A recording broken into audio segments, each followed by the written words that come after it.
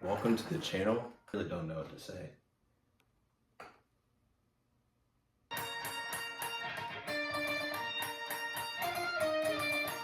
Welcome to the channel.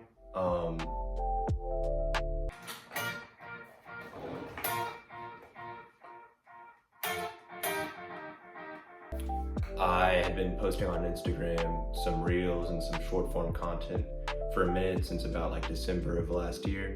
I wanted to expand my horizons and start doing some long form content, some tutorials on being creative and writing EG2 parts for worship, but also just as a place to give people an insight into my writing process, my creative process, and also maybe post some of my personal stuff I've been writing, kind of expand my horizons in that way. But yeah, there's really not much else to say. I mean, yeah.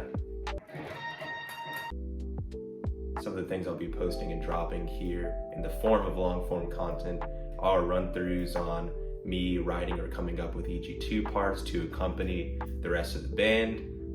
Probably some tones that I use on my quad cortex for a Sunday morning or a night of worship or wherever I'm playing at the time. And as I said before, a general idea or behind the scenes view of my writing process, my thinking process, some basic music theory stuff, and dynamics, just whatnot. I started playing on worship teams locally when I was about 15, which was like 7 years ago. But the first worship team I played on, I didn't learn a lot of how to apply an electric guitar to worship and to the CCM sound, or just to the sound of the church that I was at.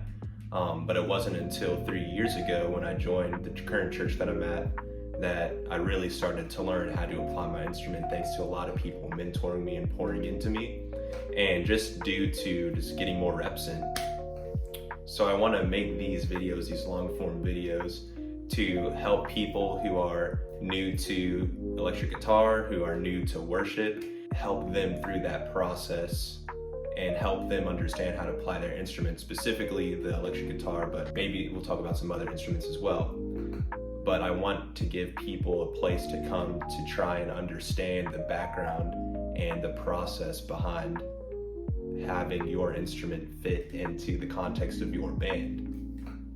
I will say the worship team I'm playing with right now, we typically do 3 or 4 vocalists, obviously one person leading the song and then 3 backups, a drummer, obviously bassist, 2 EGs, an acoustic, and keys player.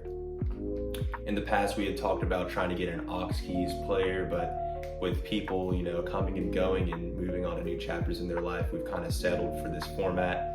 So throughout the process of watching these videos and taking things away, I'll try to make sure to help you adapt to your situation and to your worship team that you're playing on.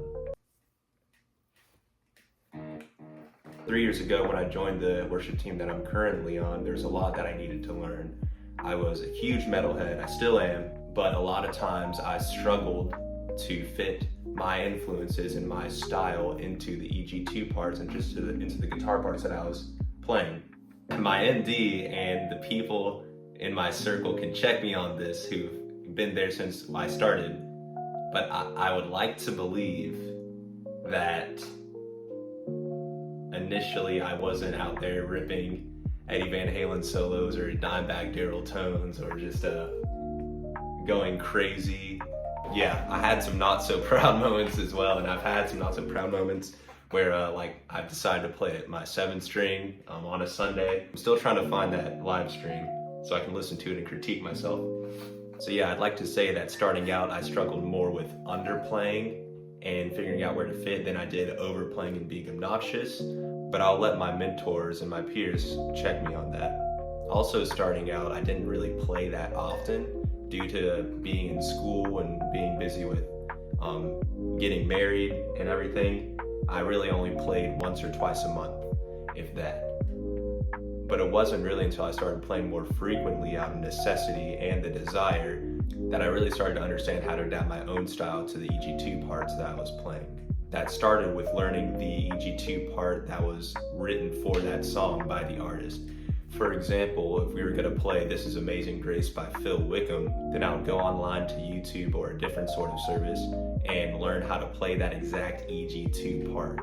And once I figured that out, and once I learned how to play that, is when I really started to adapt my own style. And this is still a learning process. This is still something I kind of struggle with, especially when playing lead parts, since I don't typically play lead. But it's the same process if you're doing EG1, EG2, or if you're on an electric guitar. And the same goes for tones that you try to create in a vast majority of different things. I don't have anything big planned as of recording this video, but the next video I'm going to post is most likely going to be a breakdown of my approach to writing an EG2 part for a specific song that we're going to be doing soon, whether for a night of worship or a Sunday.